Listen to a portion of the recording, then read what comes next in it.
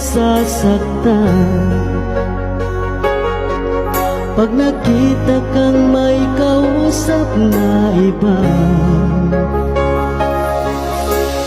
Bakit ako ngayon'y lumuluha pag ikaw ay may kasamang iba?